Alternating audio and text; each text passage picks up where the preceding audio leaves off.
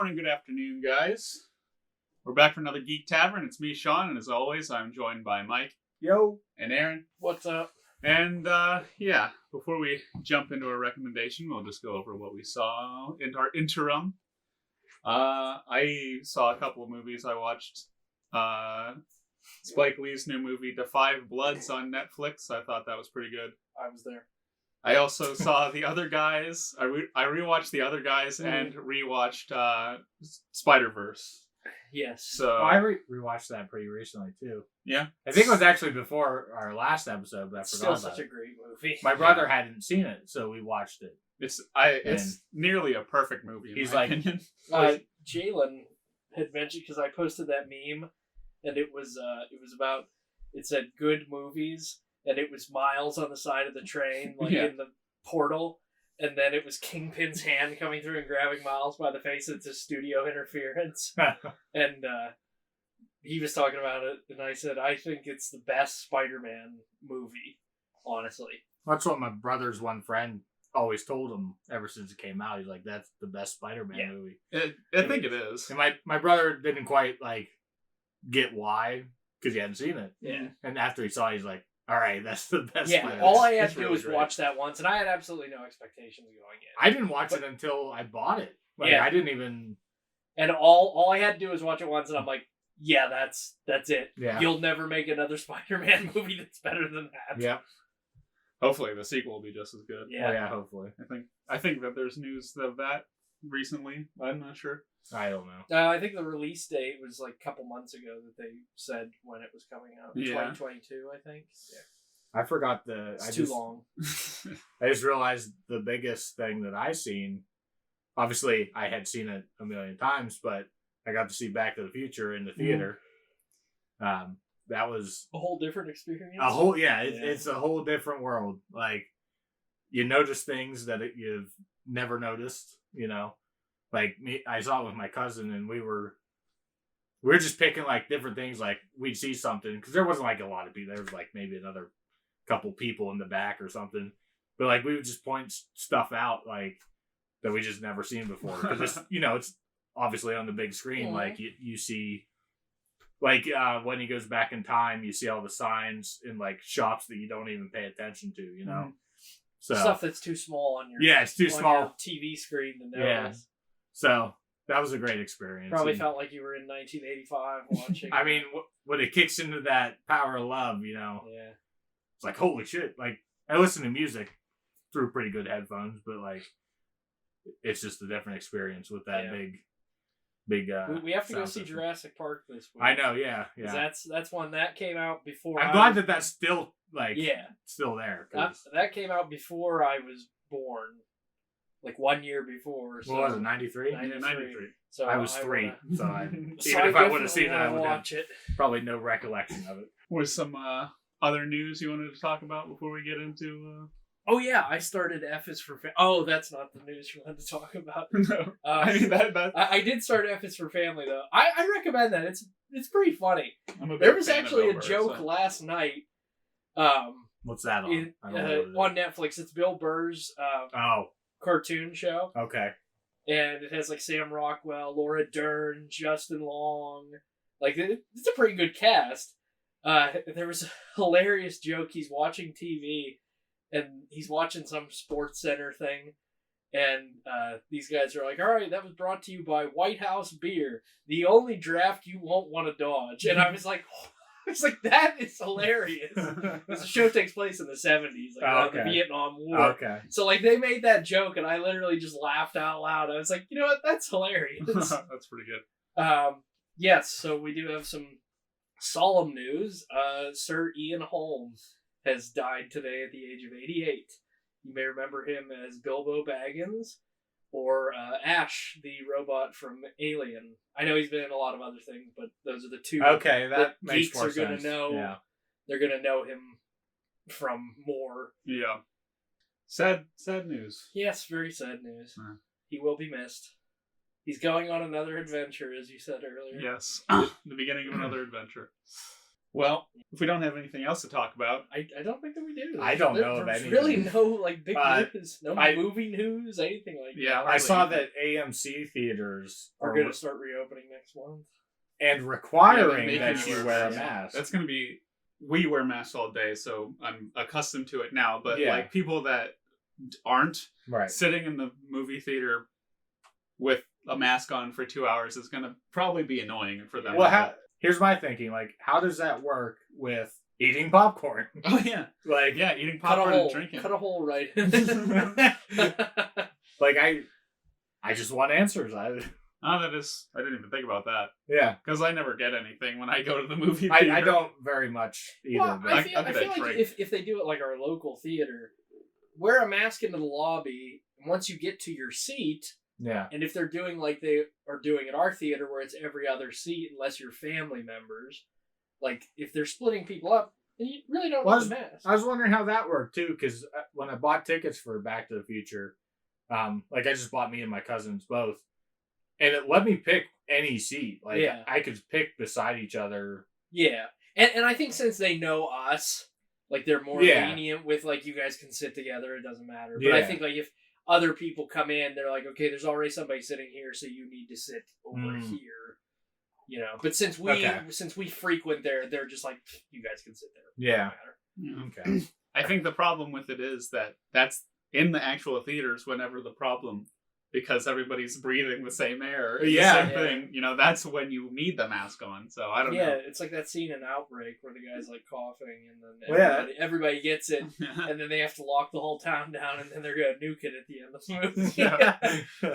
Yeah, that'll be So before they have to nuke our town. that'll be Oklahoma because they're being ravaged by the pandemic right now. Still, everybody else is kind of easing off, but they're just still getting. I just saw something that California just now made it mandatory that everybody has to wear a mask, and I thought that kind of stuff in those places were already Yeah, like Yeah, I have no because idea. those major populations. Unless it was areas only got the hit cities. hardest. yeah, and maybe now it's just like all of California. that could be. Maybe that's what it is. Well, and then an earthquake will happen, and they'll drift off into the sea, and we won't have to worry about Hey, them I- anymore. I have family over there. Not that any of them. They live on the I- San Andreas tell fault them line. I'm very sorry for their loss of living in California. They live we have our collective condolences. They live in San Diego. My uncle was a cop in San Diego. Huh. So that shit would be pretty crazy. Yeah, that might be a great way to live right now. Yeah. But, Well, he's been retired for Yeah. like 20 years. anyway, I guess we'll jump right into it. I'll do the honors of starting us off with Gamera, Guardian of the what is it? Guardian of Universe. Guardian Not of the galaxy. Universe. Gamera is not a guardian of the galaxy. Should That'd be awesome, though. Could you imagine if they didn't have the Milano and they just somebody- rode on his back? Before I get into the synopsis, my friend Chris sent me a tweet. James Gunn. Somebody tweeted at James Gunn and was like, "Is it true that Speed Racer is going to be a part of the Guardians of the Galaxy?" And he was like, "Yes, Speed Racer, and I forget who else are going." Wait, did James Gunn direct that? What? Speed Racer. I don't think. No, the Wachowskis directed Oh, it. okay. Yeah, How do you make The Matrix and then make a garbage movie like that? everything that they've made has just been worse and worse as Oh, they that's keep right. going. They did Jupiter Ascending too, which is on Netflix, and I kind of want to watch it just to see how bad it is. I remember I wanted to see that when it came out. Jupiter Ascending. Yeah. It looked like the premise was And then I heard it was interesting, just absolute and then garbage. it's just dog shit. Anyway, back to Gamera, the Guardian of the Universe. So, Do you want me to preface like with a little history of Gamera? yeah, why not? Okay. Well, I get my ducks in a row I here. was gonna say since you're doing the first movie, I'll give everybody an introduction. Back in 1954, Toho Studios created the original Godzilla. Became very popular. About 10 years later, a company called Dai, which is now owned by Katakawa Studios, produced a film called Gamera, and it was supposed to be a competitor to Godzilla. Now, this movie, if you've ever watched the original 1965 Gamera, is very laughable. Like, hilariously laughable. Like, it has a decent story, but the effects are bad. It's 1965 and the movie's still in black and white. So that tells you how far behind this studio was. And each movie afterward, because they tried hard to keep up with Godzilla. Like, they have 12 movies, or 12 Gamera movies total. And they tried to keep up with Godzilla, and after, like, 1980, they were like, yeah, no. I was going to say, how many does Godzilla have? 35. Yeah, okay. 36 when Godzilla vs. Kong comes out. But Gamera, like, the last movie before this trilogy, Gamera was in the movie for maybe, like, 5 minutes, and it was just stock footage shots of him. Like, there wasn't anything new. The studio paid nothing to create more monsters. They had, like, these 3 alien girls who were, like, trying to stop some evil emperor who was in a knockoff Star Destroyer coming to Earth. And it looked like a Star Destroyer. And Gamera had to, like, destroy the Star Destroyer, and then I guess he, like, died or something. I watched all of them at one point, and I was, like, enjoying them for the kaiju nostalgia behind it and the cheesy effects, which are, you know, you watch them and you're like, oh, you know, this is fun, but they're not anything to write home about. I started watching I found one on YouTube. God, if I can remember it. It starts off with, like, this weird ship that has, like, different bubbles on it, and, like, Gamera flies in and, like, detaches one. But anyway, so irrelevant, really. So the first Gamera movie is kind of cool. You get a little bit of history on Gamera, but not, like, a whole lot. The movies we're going to talk about delve more into the real history behind Gamera, and it has a lot better tones to it. Whereas the ending of the first Gamera movie, this is why these movies did not last. Their plan, so in the 54 Godzilla, their plan was to kill Godzilla using a device called the Oxygen Destroyer. That vaporized oxygen molecules in the water. Godzilla, being amphibious, couldn't breathe in the water, and also it would sort of vaporize the molecules in the air. So when he would come to the surface, he still couldn't breathe. So he basically just suffocated, and then it dissolved away the molecules in his body. So he just fizzled away. Very cool way to kill off your giant monster. It's creative. It's new. Didn't they reuse that? They did. Okay. In the new one. They brought it back because yeah. that was the missile that they shot at Godzilla while he was fighting King Ghidorah. Right. But in this movie, their plan, after they tried bombing Gamera, shooting him, freezing him, all of this, their plan was to capture him in a giant capsule, which was attached to a rocket to launch him to Mars. Okay. That's why those movies are laughable. Is because they had no idea what they were doing. They're just like, we need something to keep up. We need to get our name in this kaiju ring to, like, better ourselves. And that studio didn't make any other giant monster movies, as far as I know. I'm gonna play the. I mean, I don't know if you're listening to this and not knowing what Gamera is, but or kaiju in general. But where does kaiju come from? Does it mean something? Kaiju means monster. Okay. Yeah. Simple as that. Okay. Yeah. Daikaiju means giant monster. Okay. So, but I mean, they I don't really, think I ever knew they just what it uses meant. they just use the word kaiju to describe the genre. Well, it just sounds cooler. Yeah. Oh yeah. but that's how they describe the genre. So anyway, about Gamera. Gamera is a giant turtle who has the ability to fly and breathe fire. Now, it all sounds extremely laughable, which is what everyone thought of it. But the way we're going to talk about these movies is it appears extremely laughable when you first see it, but then when they start to delve into the origins, you're like, okay, that makes a lot more sense now, and it's believable. Like, there's a point in the movie where they talk about it, and you're like, oh, okay, like, now I don't feel like pissing myself laughing every time I see it. Yeah, so jumping right into the first, well, not the first Gamera, but Gamera Guardian of These the are universe. the reboots. Yeah. This is the reboot trilogy. A hibernating species of giant carnivorous birds is awakened on a Japanese island, and shortly after, the military encounters a giant unidentified mass moving beneath the ocean shore, which we come to learn is our enemy, the Gyaos and Gamera in the ocean.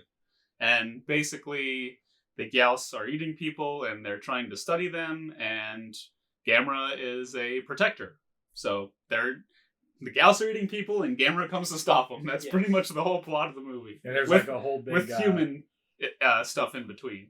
Well, there's a whole big, what do you call it, like a prophecy, isn't there? Yes, like there is.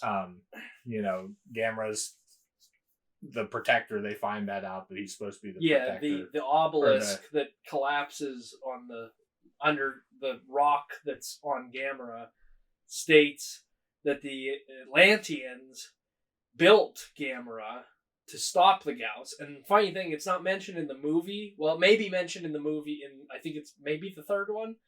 The Gauss were also created by the Atlanteans to eat waste.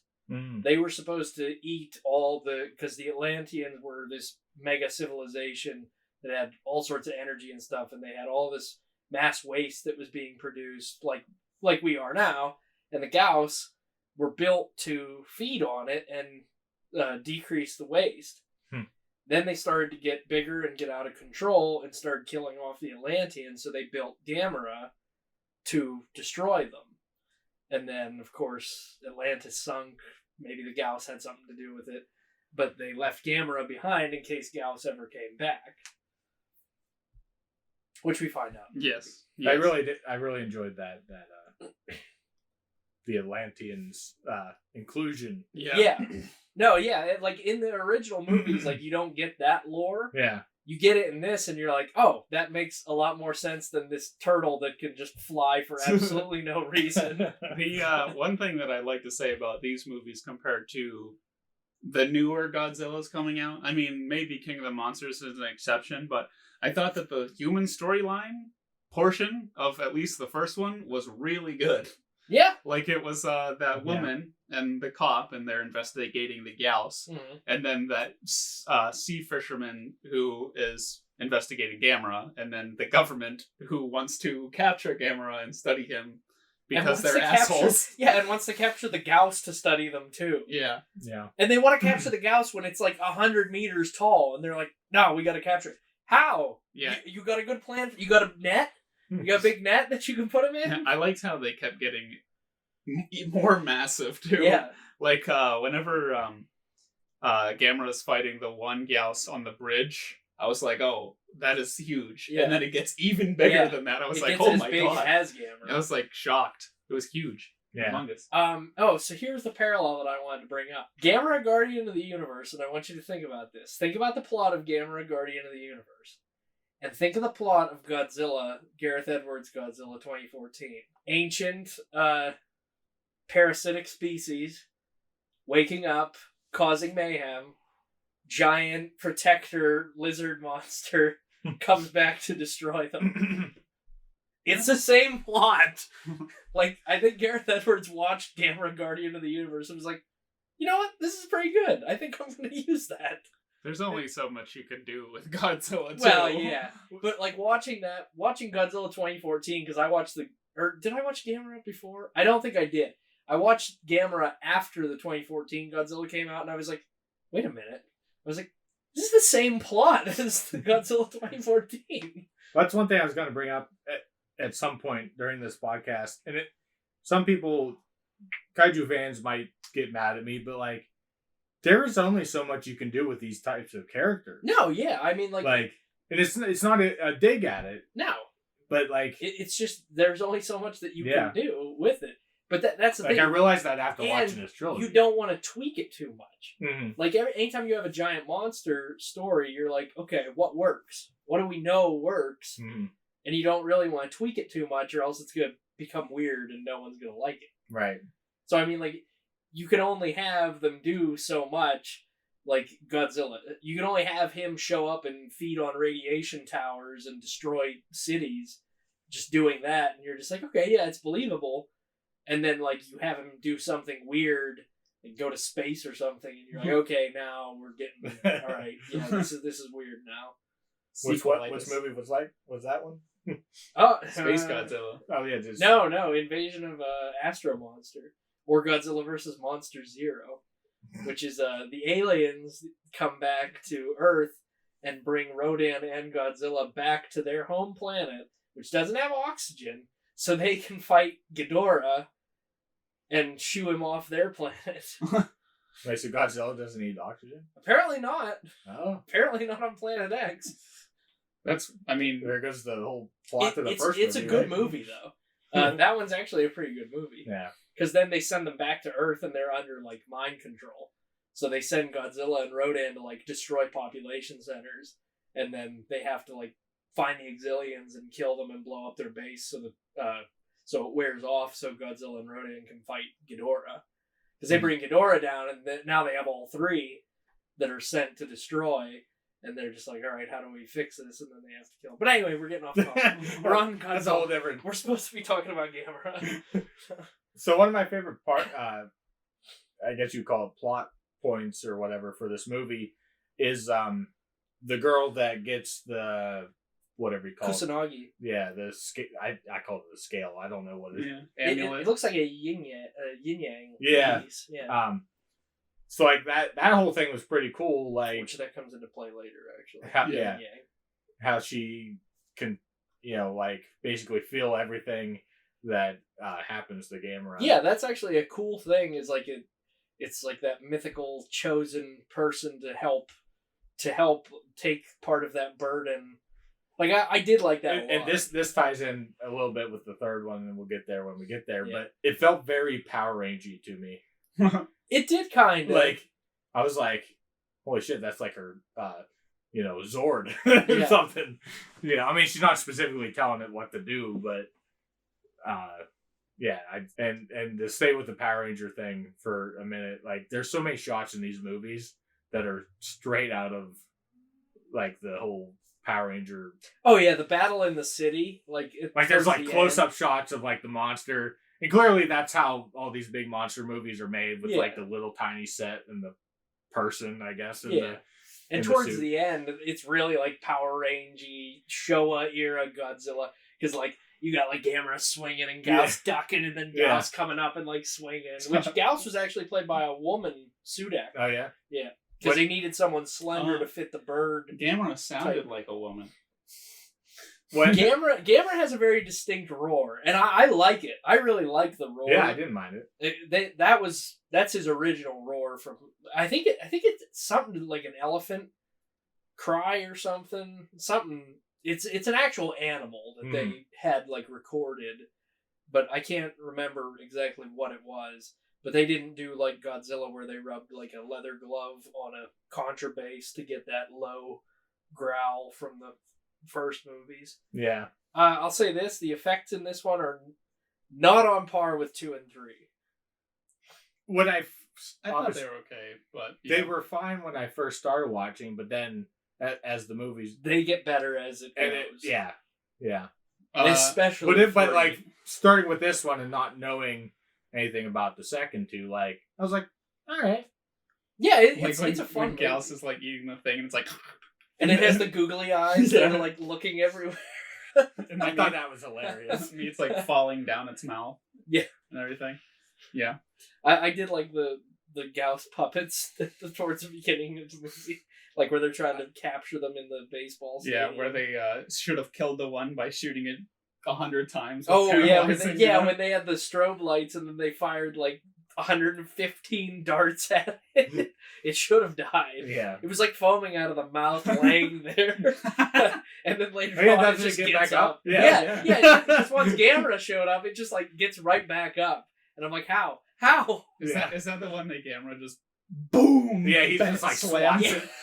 And it's always near a refinery. It's always near a refinery because as soon as like they show up, something has to explode. So like Gamera shows up and he just boom and just spikes him right in the Not refinery. in my house. Just blows him up. But I like that reveal because like you get the helicopter shot and then they like. Was that the first time we saw Gamera? Yes. Okay. Which another plot point. The Mutos are at the airport in 2014, and we have this big reveal where Godzilla shows up to fight one of them, and that was like the same thing with the Gamera. It's night, and he comes out of the water, and we get the big reveal and the roar and everything. Which sounds very Dragon Zordy. I'm just gonna compare this to Power Rangers. Definitely. that whole first movie, the way it was shot, it's good, but the way that it was shot was very much like Power Rangers type of thing. And I hope people, don't get mad at me for saying stuff like that, but like that's why I actually like these movies, because I was a Power Ranger fan as a kid. So like it was just that type of, how they created it. And that's when I saw Godzilla and I'm like, oh, this is kind of like, I just said it was kind of like Power Rangers, with the Zords and stuff. So, but yeah, I wanted to bring up or get you guys' thoughts on the design of Gauss, or the Gauss, or whatever the plural version of that. I think it would be just Gauss. Yeah, they're just Gauss. But, because I'll start with mine, like, I thought they were actually really cool. They are. Like, when I first saw them, I'm like, wow, this is, like, pretty cool. And Gauss is in the old movies, too. Oh, okay. He was definitely a rival of Rodan. Like, they were trying to cash in on, big flying pteranodon type of monster. Yeah. But the thing I like most is the head plate. Yeah. Where it's flat and like it makes it look like it would like ram something like flying, which we never saw that, but I figure it's very aerodynamic too when you think about it. You literally took the words out of my mouth, Yeah. because that's what I was going to say. But the way that they redesigned them, because back I wonder, in the 60s, he had like very like stiff wings and just had like a triangle like mouth that just opened and closed, but he had overall the same design. But I think that when they rebooted it, their redesign was much better. Mm-hmm. It had a much more imposing. I thought it was very goofy original, look. I think is what I wanted to point out. It didn't look as goofy as it did in the old movies. But I like it. I like the shots of it nesting on Tokyo Tower. Yeah. Where it was like collapsed and it had its nest up at the top there. I thought that was really cool. Because there's that one shot in the evening where it's backlit and all you see is the silhouette of Gauss perched atop of it. Yeah. And I'm like, that's cool. Like that's an iconic shot in. And I don't know if I missed it while watching it, but later on, when it gets unnested, I can't remember if Gamera like scares it away or whatever. I think they shoot. Yeah, they shoot missiles at it. Yeah. And then the eggs fell. Yeah. I didn't realize that it was even doing that. Yeah. That was a cool reveal. And actually, when Shawn and I watched it, I'd forgotten that part was in there, that it was nesting, and that they had killed the babies that was by shooting it. That was the final Gauss, because the first one died at the stadium, which I thought that was cool, where they tried to trap it in the stadium. I thought that was a great idea. And then the second one was on that bridge whenever we first see Gamera's fire powers, and then when he shoots he the just fireball, like blows it off. The beam hurt his hand, and then we see in the next scene the girl has a bandage over her hand, or a bruising on her hand, and that's your first inkling. It's like, oh, maybe they're connected or something. Yeah. And then the final one, obviously, was the one that just kept getting even larger and larger, and comically large. Yeah, he was huge. I have a couple of things here, that some of the zooms and there was like wipe transitions. Oh, it was like straight out of Star Wars. Yeah. But the movie starts very fast. It cameras a bunch of stuff at once. I thought like, it kept me engaged like that. Yeah, I thought the first one, Gamera, Gauss, Gamera, Gauss, Gamera, Gauss. Yeah, the first one had like great that, pacing, separated between the scientists. Yeah, because you had the build up until they met. Yeah, I thought that was everything great. came together. I really enjoyed that. And I have one thing here. Whenever Gauss comes and eats the dog. Oh man! And it like had like predator vision. Yeah. And then the wind like blows and like knocks everything over. I thought that was pretty hilarious. And then the lady comes out and you see like the superimposed in like it's like wings are going like this, and it turns around and flies towards her. So what the vision part, like where it shows you how they see, like they didn't even really touch upon that later, other than saying that they like evolved already and had like lenses or something, so they could be in the daylight. Because when she said it was growing shields over its eyes. That was the only thing that they touched on it about. And I think that's like it adds to that, like when she says that that it has almost a natural evolution to where it can adapt, and like it can adapt to whatever enemy that sees as a threat. Mhm. And I think maybe that's why it grew to such size, is because Gamera was so big that it needed to adapt to try to overcome him.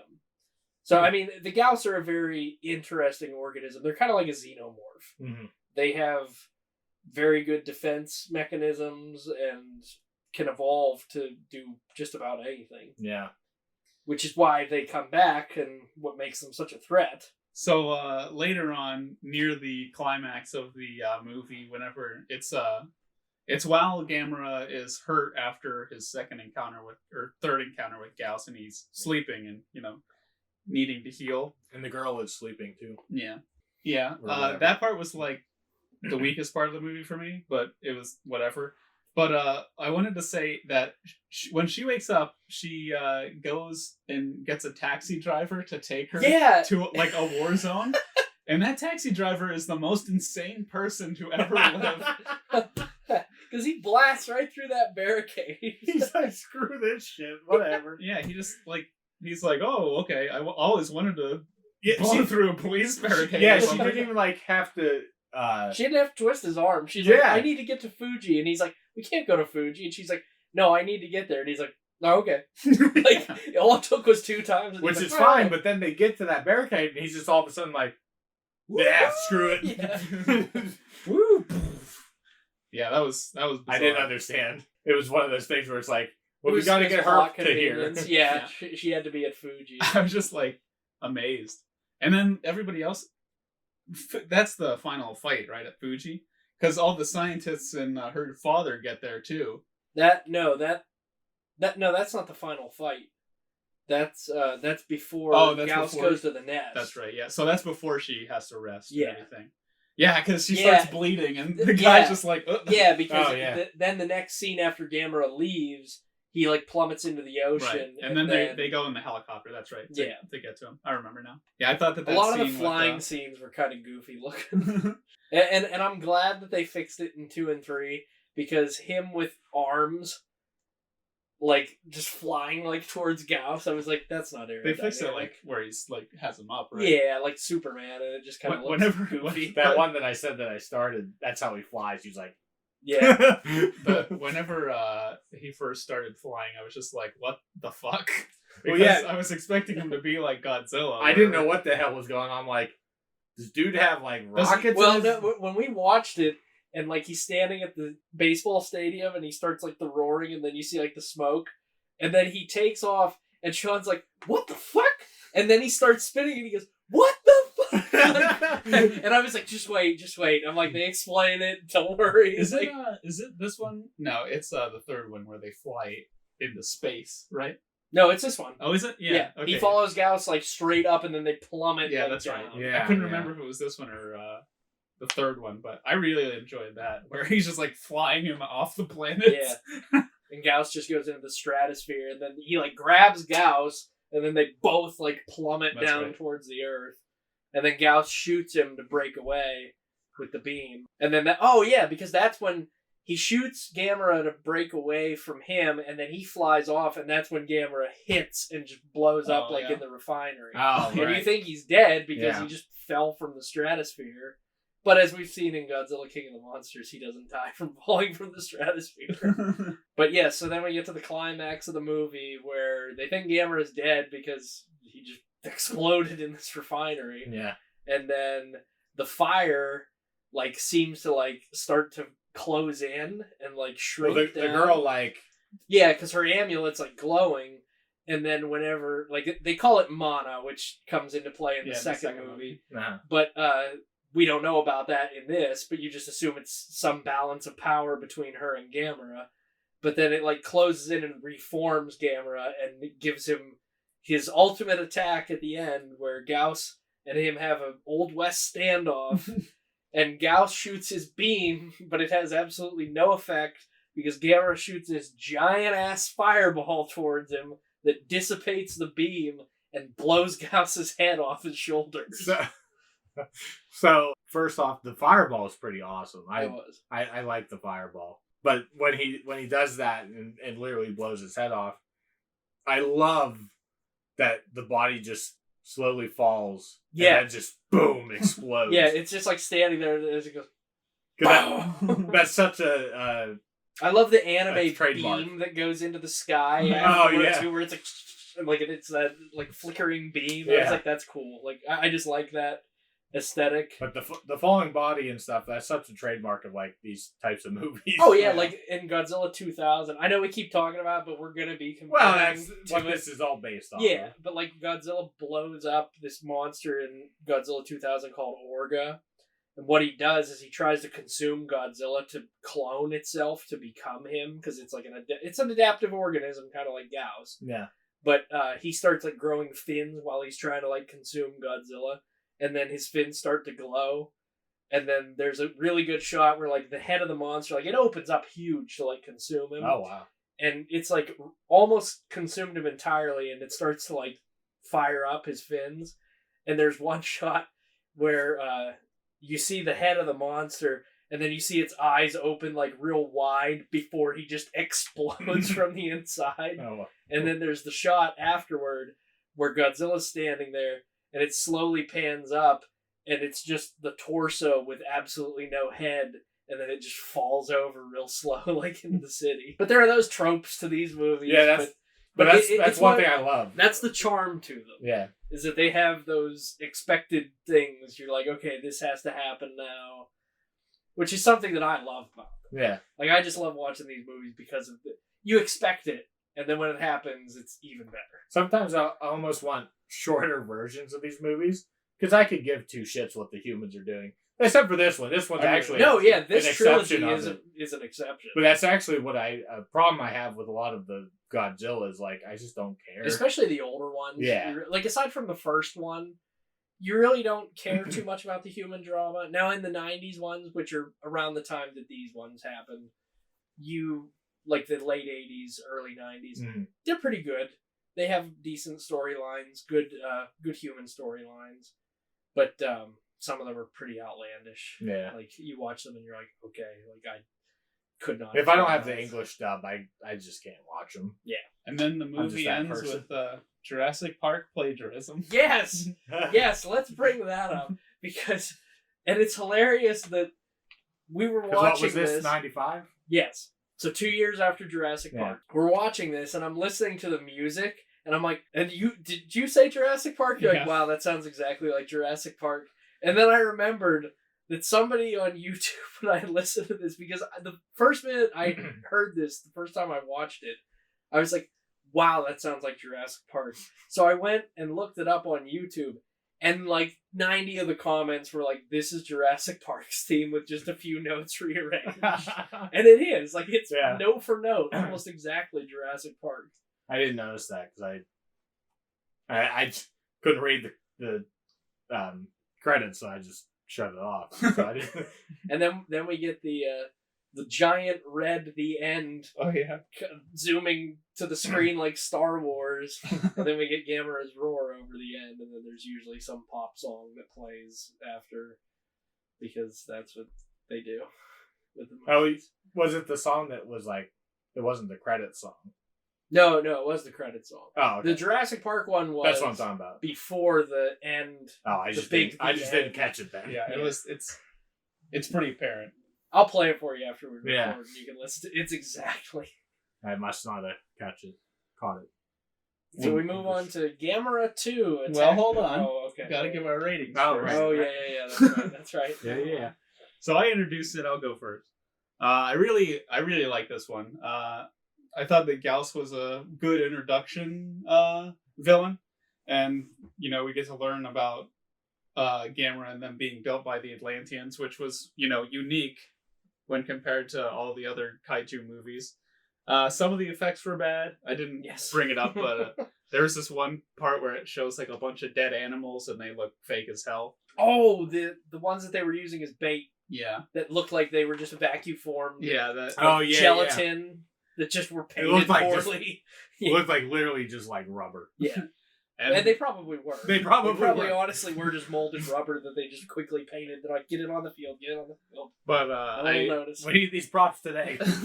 I really liked the human storyline in this one. I think that well, I'll get to it when we get further on. But I really enjoyed the human element here. I thought it was really good, and the battles between Gamera and Gauss are good. So I'm probably the music was the good. music too, was good aside too. from Jurassic Park. Jurassic Park. I mean, Gamera's theme's really cool. I like that a lot. There were a lot of good musical cues to this movie. I mean, Godzilla has a very recognizable theme, but this, because Gamera never had a recognizable theme, so this movie kind of like gave that back to him. Like, all right, he has a recognizable motif now that we can use. I think I'm gonna go 6 out of 10. I was debating between 7 and 6, and I'm gonna land on 6. Not a 6.5. No, well, yeah, I'll just go 6. Keep it simple. I'll go second since these are your recommendations. True. So yeah, I mean, I pretty much agree with. We're all pretty much in agreement with this movie. So I guess I don't really have to say anything, but I would give it. I'm gonna go with Shawn's other half and go with 7 out of 10. I really like this one. I'll go with a 6.5. This was not my first Gamera movie that I ever watched. That I watched this one after the fact. So I enjoyed it. It had a very good storyline. Like there was a time when I bought the Blu-ray from Kmart. That tells you how long ago it was. It was from Kmart. For like $9, I bought it. And I sat down one night and watched the whole trilogy, and I was like, damn. This trilogy? Yeah. And I was like, damn. I was like, these are good. Like, I was probably like 21. Did you buy the whole trilogy for that? Yeah. Really? Yeah. So, like, when I bought it, I took it home and watched it, and I was like, that shit's like $60. Yeah. So I was like 20 or 21 when I bought it, and I'm watching it, and I'm like, damn, these are good movies. Like, and we'll get into the second one because that was actually my introduction to Gamera. Yeah, overall I give it a 6.5. It's a decent kaiju movie. It has good storyline. It's one of those that will entertain you through and through. If you're a fan of the genre, you're gonna like it. Yeah. So we move on to Gamera Attack of Legion, which is the sequel to Gamera Guardian of the Universe. And this was actually my introduction to Gamera. So when I was like 10 or something, I asked my mom and dad for Christmas to get me like a Gamera figure and a Gamera movie because I was interested in the character and I wanted to watch stuff with him on it. So they got me the Gamera because my mom and dad didn't know any better. Gamera 2, which it's not on the box, it's not Gamera 2, it's just Gamera Attack of Legion. Yeah. So they got me that to start with. And then I got the 1995 Gamera. It was like a little Build-A-Figure. Like it came in a box. Like it was a candy toy, essentially, from Japan that you just put like the arms and the legs and tail on. And it was just a little toy that you had. So this movie is the one that got me started on Gamera. And then I came to find later that it was part of a trilogy. And then got the trilogy. But what a great surprise! Yeah. So I'll talk about this movie. It does not hesitate to get right into the action. It starts off with a couple of scientists who are tracking a meteorite during a meteor shower that is quite large and it's not going to burn up in the atmosphere. So they start making calls to tell people that it's coming, but they also don't want to cause a panic. So a group of kids from like college or a high school, I think it's college because isn't Kusanagi in the class that they're doing? I thought she was like a teacher because I thought they were all pretty young.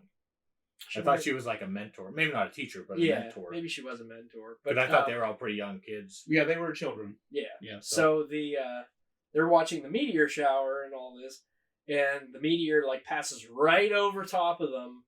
Off into the tree line, but there's like no explosion or anything, and they're just like, what is going on here? So later the government goes to investigate it, and the meteor's gone. There's a big trail, but the meteor is nowhere to be found. So there are a lot of electrical disturbances that happen that are unexplained, and they can't figure out what's going on with it. And then we come to find out that there is some type of creature that's causing all these electrical disturbances, but it's not a big creature, they're smaller creatures. And they're given the titular name Leagion by one of the army guys who talks about the biblical prophecy of the one who is many, Legion. And there are a bunch of these little like crab-like creatures that they have cool vision too, like the Gauss. And they're able to like disintegrate glass and all this. Like it's crazy. Like they have some really cool powers. Very interesting power. And so they start like what the one incident happened at a bottling plant where the guys first saw the creature and they didn't get eaten. Yeah, it's a beer distributor. But they didn't get killed or anything because they interviewed them the next day and they're talking about it and they're like, "You're insane, guys! Like, there's no creature here." He's the character from the first film, the cop. Yeah, that's right. That's right. He is, and he's a recurring character actually, which is kind of fun because I forgot to mention these movies are how very much I consistent. hated that guy in the first movie. These movies are very consistent. Like that's something that we'll talk about as we get into more into 2 and 3. But they're very consistent with the characters. Not like Godzilla movies where you have a character and then they're never heard of again in the second movie. So then there's a second incident in the subway where a train gets stopped and almost all like no, it was half of the passengers I think got killed by the creatures. And that's when we first see our creatures, because in the beer distributor, it's just you only saw you saw the shadow and you saw the claws as it like disintegrated the glass. And then in the subway, we finally see them. And then we get another shot like the first one where the bloody glasses are like thrown to the floor, dripping blood. And we have that nice horror close-up. That was like a horror scene. Also, scene. Because I can remember like watching that movie when I was 10 and the curtain opens and the dude's hand goes up and all the blood like hits it. I was like, what the fuck? Like, I was terrified of that when I was younger. That's like legit a horror. There's a moment like that in the third one. Oh, yeah. Which still, like, I wasn't like, oh my god, I'm scared, but like, there's a jump scare. Yeah, like, you're like, wow. Like, that's, and this movie. And I was waiting for that during this opening of this movie. Yeah. Because I was like, all right, he's gonna jump out at me at some point. Yeah, because that's the feel of the, the reveal or whatever. Before we get too far into it, I want to clarify. I watched the first one in English and then the second and third one in Japanese with subtitles. Oh, you're missing out because there's a whole dub for the second one where they all talk like rednecks. What? Oh, it's great. It's great. I have it's from ADV Films. I have the DVD. I'll have to let you guys borrow it to watch. It's like cut down to like 45 minutes. They cut the movie down and redub it where they're all like rednecks. Oh, it's hilarious. It is hilarious. Like there's one scene, and I always think of it, where they're like it's towards the end battle, and they're talking about Gamera and like what they're gonna do. And the one general comes in, he's like, "Can we hurry this up? I got my own turtle head poking." like it's hilarious. And like it all matches up perfectly. But that sounds like gold. Oh, it is. Like, they're re-releasing all the Gamera movies soon from Arrow Films, and somebody was talking. It was a Twitter page I follow, and they're like, "God, I hope they have the Latex Arcana dub on this DVD." So anyway, the subway is where we really start to get into things because they go down into the subway like a couple days. They send the whole military in to see if there's any survivors. So they find the bugs, and they find survivors, and they bring them out. But then there's something about the survivors, like why they weren't eaten, and it was because they didn't have any silicon products on them. Yeah, the people who had like cell phones and radios, that's what they wanted. That's what the bugs wanted to eat. So with the back into the subway, they find a root system. That where is it? It's not Sapporo. Sapporo is the second one, right? What city are they in the first one? They go to Sendai in the second movie. That's No. Sendai is the second. I don't want to spoil it just yet. Yeah. But Sapporo is where the subway thing happened. Yeah. So Sapporo, during the daytime, like after they get the survivors out, then something happens where a giant spore opens up like through a building, and a whole root system is through like the subway and everything. So this spore starts to like flower and open up, and it's giving off like these electromagnetic rays that are like shutting off all electronics and everything like an EMP. And they come to find out, I don't know if they come to find it out now or if it's later on, that this is how the Legion goes from world to world, is they shoot a spore out of this flower to other worlds, and that's how they populate and take over other worlds. So this spore is about to launch and detonate, and it's going to destroy Sapporo once it explodes. And so that's when Gamera shows up at the very last minute, because they try to blow up the root system that the spore is attached to, and it doesn't work. So Gamera shows up to destroy it fully, and then we find out that Gamera now has wings, which is a really cool design choice. I thought that was really cool. And he shows up and then gets attacked by the Legion, which it's a shit ton of the smaller ones that attach to Gamera and start like biting him and trying to, because he is part technology, I'm sure they're trying to like get whatever silicone is in him. And he ends up taking off and spinning them all off of himself. And then and then there was, during that scene, whenever he's spinning, there's like his blood like hits the screen, and it was like, oh no. And then that's like the worst effect ever. And then it hits the window, like the two scientists are in. And then as they're like examining the dead ones in the city, that's when the two army guys, the one talks about the Legion, and that's how they give it the name.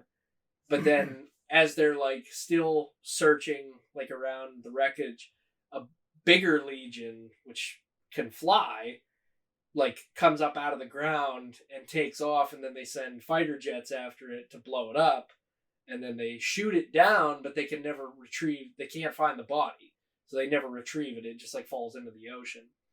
They found the wings though, I think they did. So then Gamera's not seen for a little while, and then they find out that there's a second spore that appears in Sendai, which I forget how that happened. There were other legions that like... Well, they just, after that, they just went on to Sendai. Yeah. They're like attached to the pachinko That's right, the thing. pachinko sign. And then, but they died. Like, that was weird. Like, they found out that those ones had died. Yeah. After they, like, ate whatever they had eaten. And then they find out that there's a second spore, and so they start evacuating everybody, because they're like, well, we don't know if Gamera's going to show up to stop this one, and we're not going to be able to blow it up before it launches. So they try to evacuate everybody, but during the evacuations, the Big Mama Legion shows up and comes up from underground, like at the airport, and this thing is massive. Yeah, it's huge. I mean, it's like double Gamera's size, and it has... the best way I can describe it is it has Knife Head's head from Pacific Rim, giant spider claws, and then it has big giant like crab leg things, which overall design is really cool, unique, but it has a lot of awesome powers too. Like, and so Gamera shows up to fight the Legion, the big one, and he is outgunned and outmatched by the Legion. So Legion unleashes one of its cooler powers, where its head opens and it has like electricity that it fires a beam right towards Gamera, and it blows like half his shell off. I was like, wow. I was like, that's way more violent than the first one. And then as Gamera is like trying to recover, the Legion digs back down underground, and Gamera goes to stop the spore from launching and can't stop it in time. Well, he stops it, but it explodes and kills him. So Gamera's feared dead because Sapporo vaporized like in a nuclear explosion, and Gamera is there, like his body's still there, but they are assuming that he died from the blast because he's not moving. He's basically Medusa. Yeah. Right? Yeah. So they presume him dead, and they're like, okay, how are we going to stop this Legion if it reappears? So they start this whole big thing. They start a whole tank line, and it finally reappears. And they start trying to fight it, and it has shields, essentially. Like, it blocks, like, tank rounds and stuff like that. Every time it hits, you hear... It's a cool sound effect. Every time they hit it with a shell, it sounds like somebody, like, hitting a hammer off metal. Like, it's ting, ting. Like, it doesn't even affect it. And, well, because it's alien, like, you can't really fight something that's not from our world. Right. With tank rounds. I mean, haven't they ever watched a Godzilla movie before? So, Gamera, there's, like, people who go to, like, the Sendai site to see Gamera, and Kusanagi is one of the ones who goes, and she uses, like, the amulet to, like, revive Gamera. It's somehow, some way, I don't know. I don't remember exactly how they did her it. fighting spirit. But yeah, she just essentially people are just kind of like holding a vigil for him. Yeah. And then she ends up bringing him back at a cost because her amulet explodes in her hand, and that's like severed. The connection is like now severed between her and Gamera. But Gamera is alive and can go fight the Legion. So Gamera gets attacked by the big Legion at the airfield, and he gets like his shell blown off. Why wasn't she hurt? Because I think the effect to blow her shoulder out would have been a little bit more than they could afford to do. I was like, that doesn't make any sense. She should be like paralyzed. In the first movie. She also should be dead from the Sendai explosion. Yeah. She should have just collapsed. Well, it's like in the first movie when he falls to Earth, like... She should have been dead. Surely that hurt. I think there were just some things where the writers were like, we can't do that. Like, that's just too much.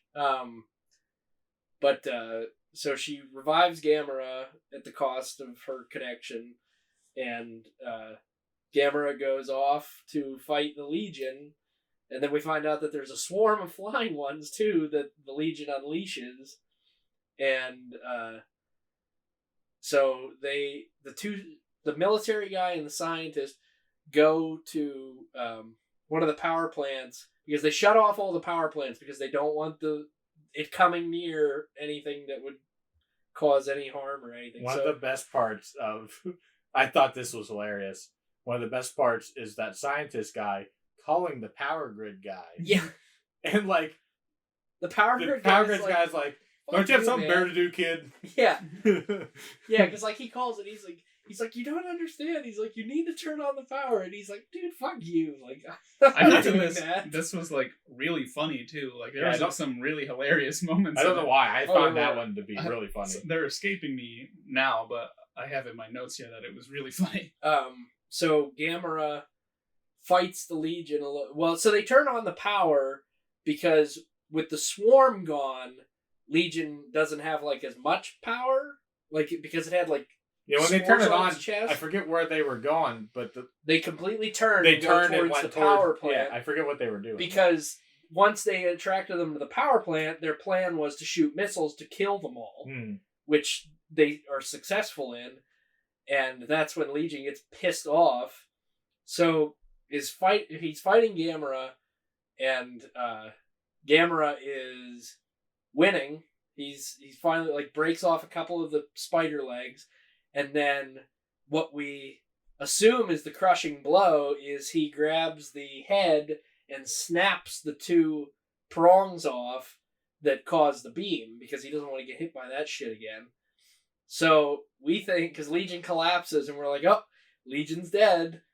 Only to have the most badass comeback where Legion's eyes turn blood red and it gets back up and starts attacking Gamera with like laser tentacles that pierce through him and like cut through him. That shit was crazy. Yeah. By the way. Yeah, like that battle is like one of the coolest battles, and he starts. At first, I didn't know what was going on until like Legion retracted them. Yeah, like it's like coming out of him. Like I didn't know what the hell was going on. Because he starts like just like slashing them through him, but then he like retracts them and then shoots them like in a beam right through him, like in 6 Yeah, different I didn't think they were areas. like a physical thing. I thought it was just some kind of like Manifestation, yeah. like metaphor, so like we knew what was going on. Yeah. I didn't know that they were a physical thing until they went through and then come back out. Oh, yeah. Like, that just stands out in my mind because I can see the shot of, like, the zoom in as its head is down on the ground as you go, and the eyes light up. I'm like, oh, shit. So, Gamera is nearly beaten once again, and then somehow, because it wasn't Kusanagi, he gets the mana power, and the torso of his shell opens up to shoot this mega blast out right. Yeah. to obliterate the Legion, like just vaporizes it. Yeah. And then, so they kill the Swarm, they kill Legion, all is right with the world, and Gamera takes off to the sky once again at the end. So, yeah, let's talk about how we felt about this movie. I thought that Legion, like the big Legion and even the little Legions, they have the best design out of all of the monsters. They do. In all 3 of the movies. I thought that they were great. I've always been a fan of the Legion. But they were very interesting. Very Starship Trooper, because it was before Starship Troopers, actually. But the human stuff didn't work as well for me this time. No. Yeah, I did like the characters. It was the 3 leads, really. The scientist, the military guy, and the woman. I thought that they were great, but I thought that the characters in the first one were better. Mm. And then it's just like so convenient that she runs into Kusanagi. It's like, oh, okay, she's like on a field trip, right? She's going skiing. Yeah, she's going skiing. And then they get rerouted because of the... Yeah, and she just like runs into her, and he's like, oh, you're the Gamera person, right? You're the gamer girl. Yeah, because she's looking her up earlier in the movie, and then it's like, oh, hey, that's you. And then they're just like chilling the rest of the movie. I thought that was like so convenient. It was. It was like, yeah. And at the very beginning, there was like a weird freeze frame montage. Like it was like dialogue-y and exposition, and it was like freeze framing and like. No, that was when they were getting everybody out of the subway. Yeah. It was like a montage, it was but like, it was so out of place because it was just like pictures of them like helping people out. Yeah, and it was audio of like the people getting saved. Yeah, like thanking them for getting them. I think I thought that the movie like screwed up or something. I think. No, that's actually how it's shot. I thought that some of the CGI with Legion attacking, like the little Legion attacking Gamera, was kind of bad the first time, but it was 1996. Yeah, I got over it. We can't really be too hurt by it. I think Gamera's design was cool. Like Gamera, like Godzilla, evolves in design with each movie because they want to sell toys and they don't want to sell the same exact one over again. Well, that's one thing I was going to ask you. Like, it's supposed to be the same Gamera. Yeah. But he just, like, evolves, just like Godzilla in continuity changes his appearance with each movie because, well, not back in the day, but now they change his appearance because they want to sell toys. And you don't want the same exact one you got 4 years ago. Well, the reason I was asking is because of what happens in the third movie, but we'll get there. Yeah. But, like, that's why I wondered if it was the same one or not.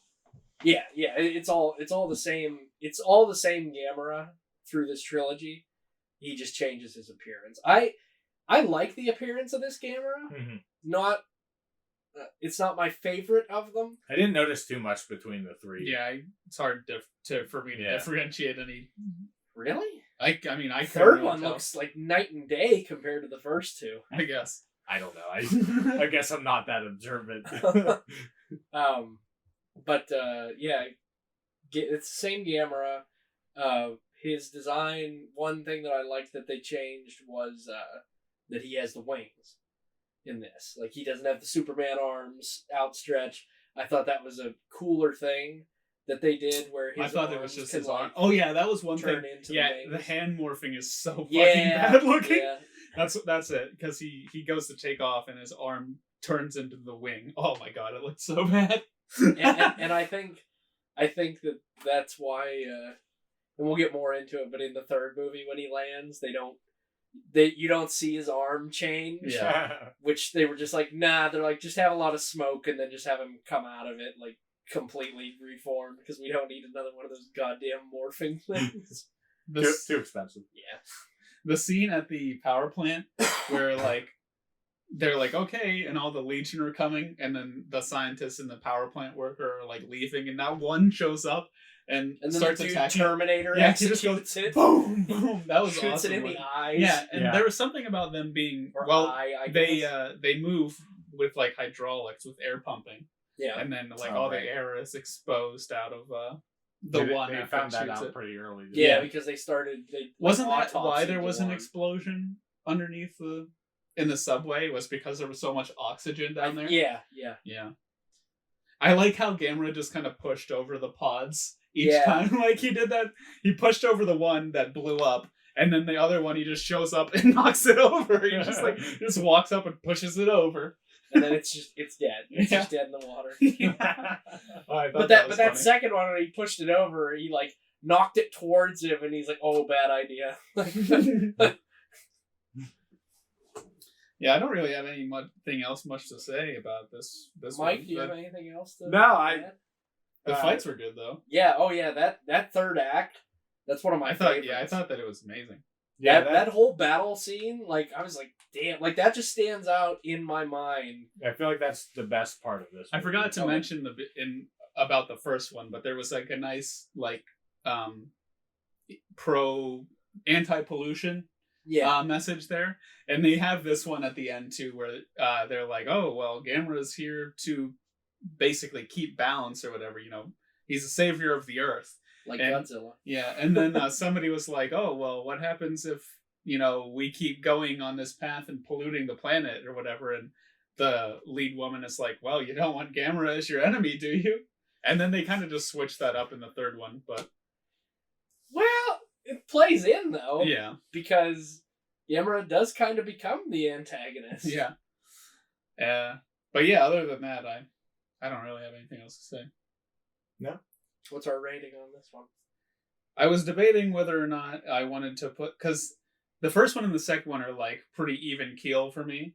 I wasn't sure which one I like more. I like Legion, the design of Legion, better than the design of the Gals, but I like the human stuff better in the first one than in the second one. So I'm debating between a 7 and a 6 for this one. I'll probably just go 6. Because before I was like, I think I like this one better, but revisiting and talking about the first one, I think I like it better. Mhm. So 6 out of 10. I'm gonna second the 6 out of 10. I didn't like this one as much. I mean, that fight is great, but I think the effects were overall better yeah, in this one than the first But- one. I don't know. I just found the human stuff was there. I'd probably still stick with a 6.5 for this one. It's entertaining. I may even like up it by 1 point, like give it like a 6.6 because the fights are ultimately better in this one, and I think that, like I said, it stands out to me more. The fights and everything are just in my mind. Like I can just see them as clear as day because of how well it was executed, and all like the miniature work in these movies are fantastic they too. look great. And the way that it's shot, there's one shot in it where the military's driving through Sendai, and there's an awesome composite shot where you're in the car, and the guy's like looking out the window, but then you're in the car, and Gamera is like moving like next to them, Mm. and it's just an amazing shot because you feel the scale. Mm-hmm. Like you're like, holy shit! Like he is enormous. Yeah. Like there were, and I think they got a different effects guy for this movie and the third one because you could notice a blatant difference between number 1, number 2, and 3. Mhm. But yeah, I'd probably just give it like a 6.6 just for the fact that the effects and everything and the cinematography was better in this one. But I agree with you guys, the human aspect is not as good as it was in the first one. All right. Mike? In a small Japanese village, a young woman discovers the means for her revenge while Gauss birds are sighted around the world and humankind debates Gamera's allegiance. That's a really short one. Yeah. That is very short. This one's one, like 4 paragraphs, so that but would've been that is terrible. that is a very nice touch to begin the movie. Yeah, I really like the beginning where it's like, oh, Gamera's like rampaging. Well, I don't remember if it begins with the flashback. It's almost like Civil War. Yeah. Because that is the first part of the movie is the flashback. Yeah. Because we meet, what's the girl's name? I can't remember. Ayana? Ayana, yeah. So there's like a couple things we find out that she was there. This movie is like Captain America Civil War. We see the other side of things where the hero is not the hero to everyone. Which is awesome. Like, that's something that I love about this movie, is where it takes that darker turn, and we find out that Ayana's parents were killed when Gamera fought Gauss. Yeah, because her dad is a fucking moron. Oh yeah, he's a fucking moron. Like, no, they deserve to die. Like for that. Yeah. Well, her mom puts her in the car, and her dad is just fucking taking pictures of Gamera outside the building. Yeah. And her mom is like Was looking he, like, for in the the cat. living room? Yeah. He's Yeah, in the living room taking pictures out a bay window at Gamera. And her mom is trying to get the cat, which is named Iris, which is Revenge of Iris. Or that's our titular villain. Yeah. But basically, I was like, oh good, we're gonna get a giant cat. it's kind of. It's her wanting revenge on. But the cool thing is the nightmare version of Gamera, because that's her nightmare that she has is the flashback. But the nightmare version that we get of Gamera is like it's the 95 version, but it has like all these like mangled tusks and everything, and it's how she sees Gamera. And like I said, that's a cool thing that we get, where we see someone else's viewpoint, where Gamera is not the hero, he's not the Guardian, he's like Godzilla, he's a menace. It's almost like Batman's vision for Superman. Yeah, kind of. Like I said, this is like Civil War. This is like Civil War, Batman versus Superman type of, and it's just like the tone where they flip it. Like, you have Gamera who's saved the Earth twice in these movies, and then you just change it, just turn it slightly, and you're like, oh, there's a lot of casualties that happen every time he saves the day. Yeah. Which is very prevalent in the Shibuya district when he shows up to fight off a couple of the Gauss that show up. And he shows up, and we get some awesome shots of, like, the effects in this one outweigh the other two. The effects in this one are way better. And we see Gamera... I mean, there's more time in between 2 and 3, so... Yeah.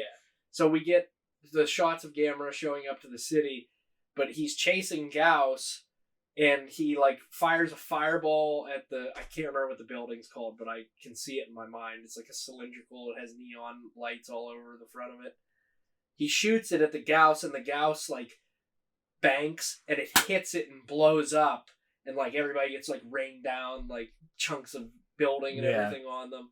And then Gamera lands, because he knocked one of the Gauss out, and he lands and, like, goes over towards it and shoots the fireball. And then you see people, like, flying, like, off the street once the explosion hits. But you start to get that, like, dark version of Gamera, where it's like, damn, he causes a hell of a lot more destruction and death than he does protecting people. Which is, that's just cool to me. And he looks a lot more evil. Because these movies that do this, you know, the Godzillas, Power Rangers, anything with giant beings, or robots or whatever it may be, like, that's the stuff you don't see or think about, because they're always blowing up buildings and shit, like, and everyone's always cheering at the end. Going, he saved the day. Yeah, Angel Grove is all fucked up, but you know, and then you find and he definitely, like, I can't believe you guys can't see the difference between the third Gamera and, like, the other two. I mean, if I put them side by side, I'm sure I can. Like, his shell is even different. Like, his whole head is different. Like, his whole head, like, looks more like... I mean, I've probably seen it more in the third, but, like, thinking back, I can't think of the first two is definitely, like, you could sort of differentiate, but it's not, like, as apparent. Like, me, who has, like, all the figures and everything, I'm like, okay, this is the difference here. Right. Yeah. But, like, the third one's design overall is my favorite. I think I really like the third one a lot. But so we go to Gamera destroys like half Shibuya, and everybody's like, God damn, maybe he's not out to save us after all. And then there's that shot where somebody it's not Kusanagi, somebody saves that little kid, and they have the shot where like it's from his viewpoint, and Gamera's like stomping like towards him and is like right over top of him. And it's like a scene out of a Godzilla movie. Like it's all fire lit, and you're seeing him as the antagonist instead of the hero.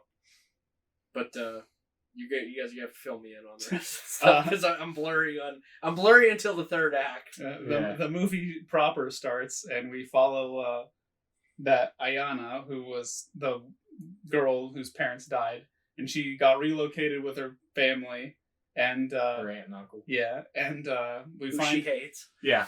We find out that there's a boy simping over her. Hardcore. And he is the next head of his family, who is in charge of keeping this shrine sealed away, which these girls are bullying her and make her go into the shrine to like bring out the rock. And then we talk to her grandma, and she's like, yeah, no normal human can carry that rock. Or no, it's his grandma. Yeah, his grandma. And her and him are walking around, and then baby Iris shows up, and she keeps on coming back and like nurturing it. And we get a little bit of a tease of its ability when it sucks all the tuna out of the can with one of its fanged things. Yeah. But at that point, I thought that the kid really should have sealed away Iris. Like, after she went away, he has that huge knife. He should have just fucking killed Iris right there. Yeah. Well, because then we find out it's killing people. Well, yeah. It killed her family. Was it... I can't remember. Was there 2 stages of... At what point does there were Iris... 2 stages of baby Iris. There was one where it had just like little tentacles, and it was like no bigger than like a laboratory. Okay. And then it started to get like the one that's kind of big. It kind of looks like a Lapras almost. Yeah. Because it starts to like stand up like on its like tentacles and stuff. That one, like, I don't know why I found it actually kind of adorable. The baby. Or the Lapras. I think it was the Lapras one. It was like just as big as the girl. Yeah. I don't know why, but I just thought. No, baby Iris was cute. Yeah. Till it grew to full size, and then when it's full size, it's a whole different story. But... Some weird alien looking thing. Yeah, it was too much. We'll get there, but. Yeah. I don't remember the whole deal with like the game developer. Like, he was running simulations about if Gamera would destroy the world or something, and like mana throughout the world. You just made me think of something throughout this whole trilogy. The amount of Sega Dreamcast in these freaking movies. Like, they must have had some thing with Sega because like they're just all over. Like, the scientist dude has one like in his lab hooked up to his TV, like, or his computer or some shit.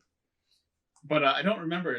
He was like a game developer that made that thing that ran simulations about world-ending disasters, and then he was at the climax of the movie. He was just like watching Iris attack Gamera, and he was like basically like profiting the end of the world. Like, I can't remember about it. Oh, that guy, the super anime guy. Yeah. He's like, I mean, well, you didn't watch it in English. The English dub for this guy, I was like, just shut up. Like, it's. I vaguely remember that guy, but I think I like pushed that out. Like, nah. Yeah, I mean, if you listen to the English dub, like, you could tell that whoever directed is there a director for the English dub? I don't know how that all works. Yeah, there are. Yeah. Clearly the director for the English dub was like, this guy's super anime. Just sound like your typical anime guy. It was just really bizarre. The human plotline in this is the weakest out of all 3 of them.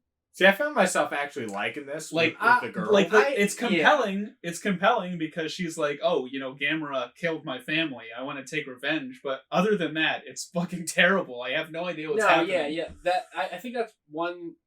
That's definitely a plus for me. Is her story. Yeah.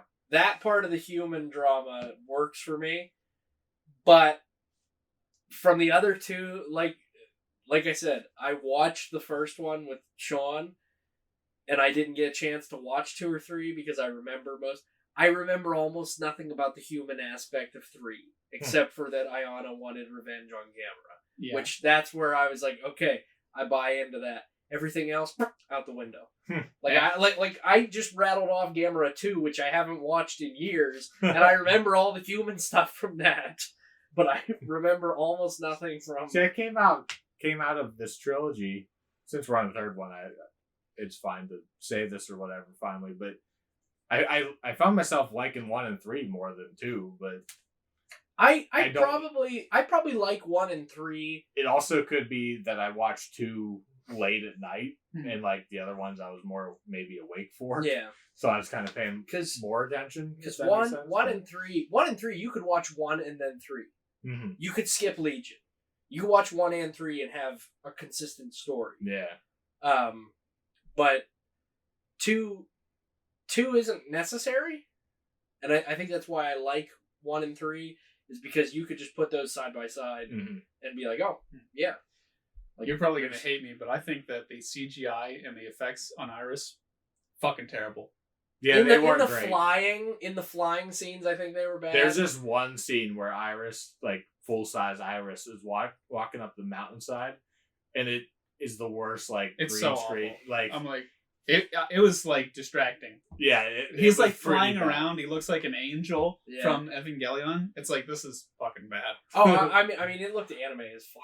Oh, and I hated how, like, she was, like, fusing with Iris to, like, evolving into, like, a world destroyer, I guess. And Gamera just, like, rips her out of him. Well, that's the yin and yang. Whereas the amulet that Gamera had was Kusanagi, where Ayana finds another type of amulet, which is the Gamera Ender, which would be Iris. That's where that yin and yang. Well, actually, the Gamera isn't Iris part of. Iris has something to do with the Gauss, alien, but it has something to do with the Gauss, because they do mention that it's tied to Gauss somehow. It was eating them, and that's how it evolved. Yes. Yeah. So it was like sucking their life, and that's how it became that thing. So it is. Well, yeah, because that's how it opens. Is it a Gauss that had its life sucked away? Yeah, is in this town, and like the woman's like beating it with a hoe. With a hoe, yeah. But that's one of the things that I like about it is you have the yin and yang, because it comes from the Gauss, and it's the world ender, and then you have Gamera. So those yin and yang. It's a neat aspect to it. It's I won't say that it's executed perfectly, but it's a nice concept. I kind of wish somebody would have got a Gamera one, and that, like, they would have just battled. I liked it. Yeah, would have been like a Pokemon the shit out of each other. No, the humans just beat the shit out of each other. You could have them fighting, and then the big ones fighting in the back. I thought that was going to happen because they bring Kusanagi back, but I like how Gamera, like, essentially severed his connection with the humans, because there's like a million of the broken shards or whatever. Yeah, and I think that is part of 2, when Kusanagi's connection got severed, and that's why Gamera is like, now everyone's questioning his allegiance because he's no longer connected to the human race. He's just kind of doing this to rid the Gauss. He's not there to protect anyone. Because he almost stomps on that kid. And as we saw in the first one, when he, like, protects them from the Gauss. Like, we don't see that until towards the end, where Gamera, of his own will, saves them. Yeah. But he doesn't really, like, give a shit in the first 2 acts of the movie. Yeah, it's kind of a bastard. I like it. I like that aspect of it. One thing I want to mention is that dickhead from the beginning that worked for the government. He's in this, and he turned a new leaf. He's like, oh, they made me head of the giant monster division. So he's like, I realize maybe capturing giant monsters to study them isn't what we should do now. Yeah, he finally, like, realized. I was going to mention, like, we're the third movie, we haven't talked about that guy. He's such a dick. Yeah, he was terrible. the cop, we find out, is No, not the cop. No, but we find There's out a that nice the cop is redemption just of drunk in the park because he sees the Gauss, and then that's when he flips out. He's like, the Gauss have returned, and he's like flipping out. Yeah, that was a nice little redemption that he had, where she And the scientist girl comes up to him. She comes back, yeah. She comes up to him and was like, "You look familiar," you know. Yeah. That like I said, you can watch 1 and then 3 and miss nothing. One thing that I wish would have happened is that Iris would have been destroyed by the knife that he had, to seal him away, because he like throws it at Iris and it hits, and then that just like tink. Yeah, and then she like drops Iana, and then after that he goes down and gets the knife. But I wish that they would have killed Iris with the sealing away knife. I forget already. What was the point of the knife? It's ceremonial. Supposedly It was supposed to make kill it? sure that it Never Iris got is out. sealed away. Yeah, Okay. because they woke it up when they went in there. So you're supposed to kill it before it falls. Yeah. Basically. Before it picks its host and Yeah. starts to... Well, I guess it got big because of it sucking up the life Yeah. of the gals, right? Yeah, and Yeah. people. Yeah. But yeah, the design of Big Iris is like the most like bullshit It's way too much. Power Ranger, like bottom barrel Power Ranger. Yeah. I like Iris. I like Iris's design. It It's was just always too been- much for me. There's too much going on. It's insane. It's always been interesting to me, and I kind of see what they were trying to do. They were trying to mix Gauss, Legion, and their own thing into it to like make this the amalgam of every Gamera I see what you're villain. saying there, like almost like a, you know, Like it's every one of Gamera's past, Yeah. like come back to finally destroy him. right? Which I was like, that's kind of cool. I always liked the design. I mean, to each their own. I know a lot of people hate the Iris design, but I kind of like I mean, it's not even actually really Power Ranger-y, but it's more like, I think you said it earlier, like it's super anime looking, like it looks like a Gundam or something. Yeah. Yeah, it does look like a Gundam. And its roar is just like a whale call. That's Yeah. all it is. Oh, I have no further input. I'm not the biggest fan of this movie. You want to talk about the ending in the train station? Where everything goes ass over tits. Yeah, just like completely. I have no idea. That woman, Ayana, like drops the amulet, and that woman goes and picks it up. And that game developer, I forget why he's even there, is like, "Hey, it's not gonna work," because she wanted to fuse with Iris, and then he's like, "It's not gonna work," and then that fucking thing dropped on her and killed her. Oh yeah. Oh my god, I forgot all about that shit. But then, so we reach the climax of the movie where Gamera is again being beaten by Iris and getting stabbed. Gamera's always getting his ass whooped. Stabbed he got stabbed like repeatedly, crazy. back through the shell, through the stomach. Then he got his hand pinned through the building. That was cool. That was That was awesome. Yeah. You have to admit that was cool. That was awesome. And in order to get free. Because Iris was charging up its beam to like decimate Gamera, and as it's charging up, his hand's pinned, and he just blows it off with a fireball, dodges it, and then gets that's a cool as hell shot because he puts the stump up, absorbs all the beam, and then he has a fire fist, which is the coolest shit I've ever seen. Yeah. Because like he gets it and it's on fire, then you just see him like clench it, and then he starts going towards Iris, and he reaches like through the torso to get Ayana, and then sticks the fire fist into Iris to blow it up, and when it blows up, it blows the fuck up. Yeah. And it like destroys the train station and everything, and then Ayana's saved, and then Some king gets his girl. and then she kind of realizes that maybe Gamera is not really like an enemy since he saved her. Yeah. Like from I think she even when she wakes up finally, she's like something like "Why'd you save me?" or And then we get the biggest cliffhanger in kaiju history, yeah, where the swarm of millions of Gauss are coming towards Gamera, and that's where the movie ends. No, the military said to reroute their efforts to kill Gamera to defeat the Gauss. Yeah. But I want to see that movie. I want to see the aftermath of that, because that's world ending. Millions of Gauss converging on one city that Gamera has to destroy them. That would be a cool. And there was a movie that I was gonna say there was not Gamera the Brave. no, yeah, This was called Gamera Truth or something like that. it was released. It was. It's a fan made. Yeah. It's not like Apparently, it's decent. I've never watched it. yeah. 'Cause Well, you can't. you can't find a copy of it. No. They actually did a screening Mhm. where lucky people got to see it, but it's That's lost. the only time it's Like, ever yeah. been seen. Yeah, you can't see it anywhere, but it followed into that, and there was supposed to be a space Gauss in it too, I think. Mm. So it's like the aftermath of the war between Gamera and the Gauss.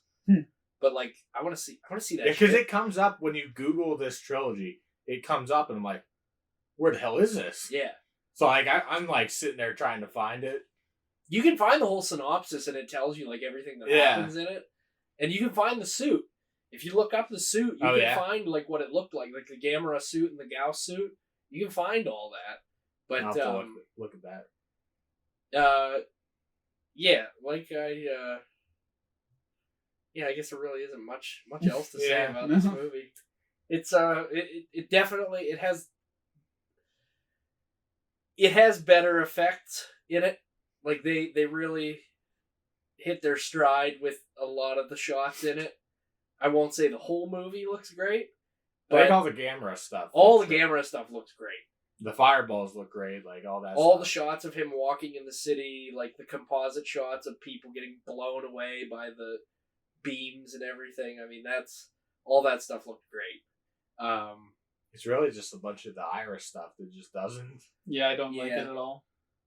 Yeah, I mean the Iris stuff. It's not. It's slower than the first two. It's definitely slower than the first two because you're not. Because Iris, and I know why it's slow. It's because Iris isn't doing anything until the third act of the movie.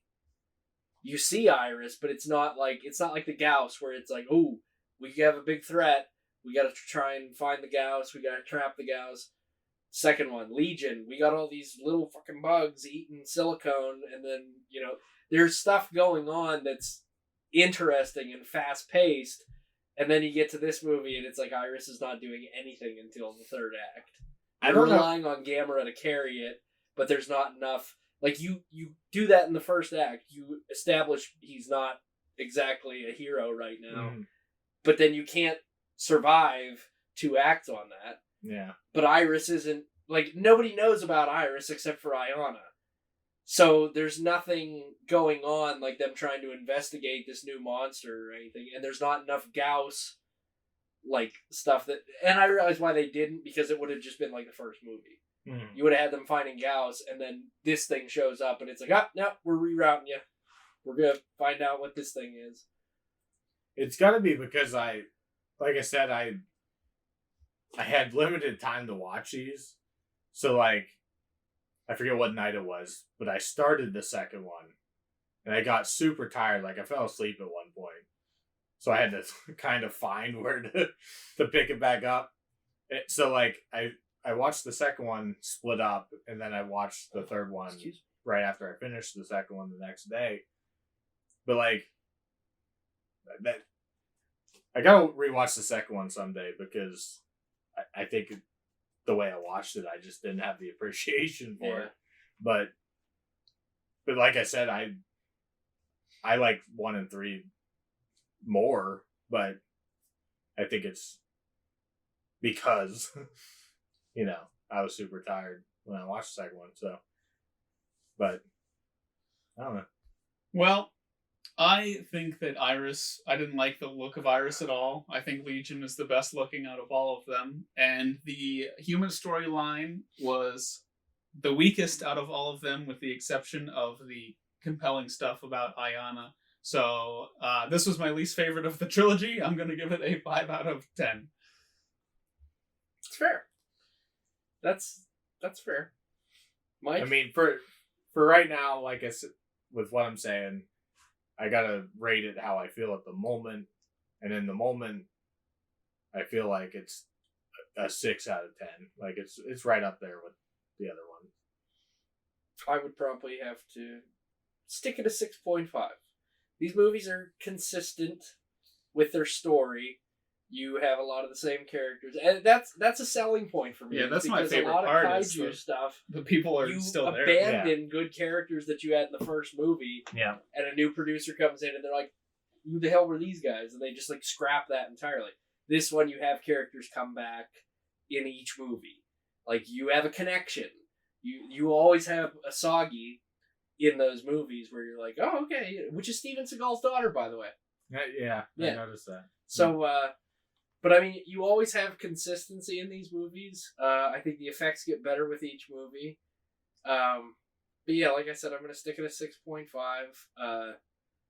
Like I said, I ranked the second one a little bit higher because of the way things were executed. Like I said, this movie's concept the third movie's concept was good. It just needed to be executed differently. Yeah. If it was executed better, I think it would be the best one. Yeah. But I just didn't. If it was executed more like one, I think it would have been better. But I agree with Shawn. The first movie's human storyline is far superior to the other two. The second one's not too bad. The third one, like I said earlier, I was in a blur between first act and third act because I really didn't remember much that happened in between. In the moment, I found myself really liking all the Iona stuff. But oh yeah, like she's the only good part about the movie. Yeah, she's the only thing that like really carries it. Aside from the action, which is like I can't even think what other human stuff there is. There's probably I know there's some military stuff. I don't remember what the hell they even did. I don't even remember the military stuff, to be honest. Like I remember them talking about like fighting Gamera, and they're like, "Hey, we shouldn't do that." And they're like, "Why?"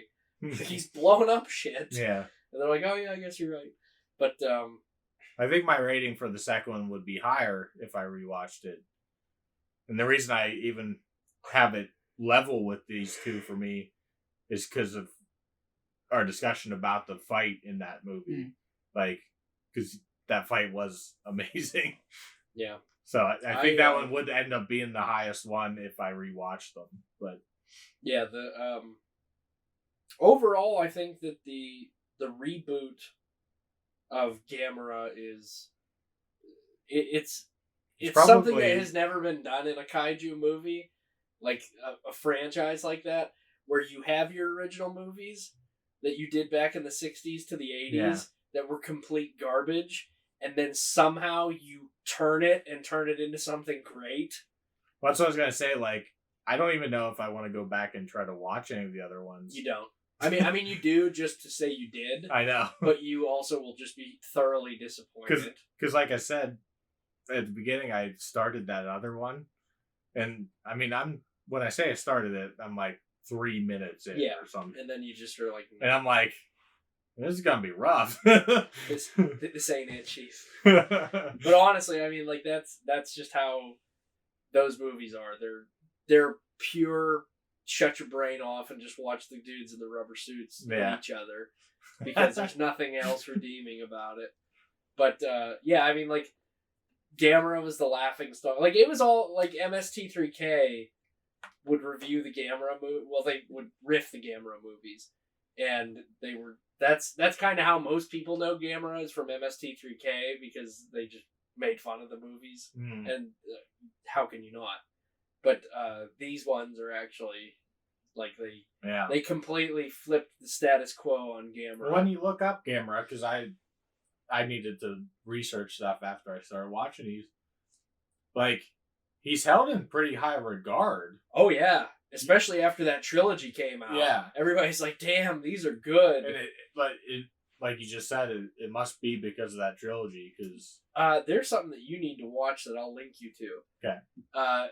It was a short film that everyone thought was a trailer for a new Gamera movie back in 2015. I've seen people on YouTube like raving about it. You gotta watch that. Yeah. Because I thought that was a new Gamera movie, and I was so excited. Yeah. Because it is so good, and then it turned out it was just a short film. Okay, was there not actually another one coming? Nope. Okay, because like I saw videos about like, oh, reboot's canceled, blah blah blah, or something. No, it was never a reboot. Everyone thought it was, and it turned out it was just a short film. But it is incredible. But Katakawa Pictures, which purchased Dai Studio, they just renewed the license for Gamera. So maybe someday they'll have something new coming out. I mean, with Shin Godzilla... What is it? 2006 was the last one then? The Brave? Yeah, The Brave, which wasn't that great. Gamera doesn't even have his roar in that movie. Oh. Yeah, it's kind of stupid. But maybe they'll have a new one. I mean, with the success of Shin Godzilla and, kaiju movies back on the rise, now's the time for Katakawa to write another Gamera movie on par with these ones, so we can have some good... Maybe we'll get number 4 for real. Ooh, that would be cool. That would actually be really cool. I like that. All right. Well, we did it. There's our discussion on Gamera. And we have a recommendation. Week two of the trilogies. Will there be a third? From myself. And like you said, you had a trilogy. Oh, Aaron had a trilogy. Son of a bitch. I'm not going to do a trilogy. Oh, okay. Woo! I am, however. I'm throwing a curveball in, and we're doing a double feature. All right. And it's not a franchise or anything. They're just related movies. And you can find them both on Disney Plus, so we'll be able to watch them in a timely manner. Good. The first one I want to watch is 2002 Treasure Planet. Oh, ooh, okay. It's I think I've seen it. I have. I'm not gonna say anything. It's a space operatic version of the Treasure Island, which is a well-known storyline. And that is why my second film recommendation is going to be 1996's Muppet Treasure Island. Oh, Jesus. I thought you were going to say Jack Black's Gulliver's Travels. I own that somewhere. I've never watched that. But... So there you go. If you want to not be spoiled for Treasure Planet and the Muppet Treasure Island next time, watch them before our next episode. Thanks for listening and watching, guys. I hope you enjoyed our discussion of Gamera Trilogy. We enjoyed having it. And we'll see you next time. Bye-bye. Sayonara.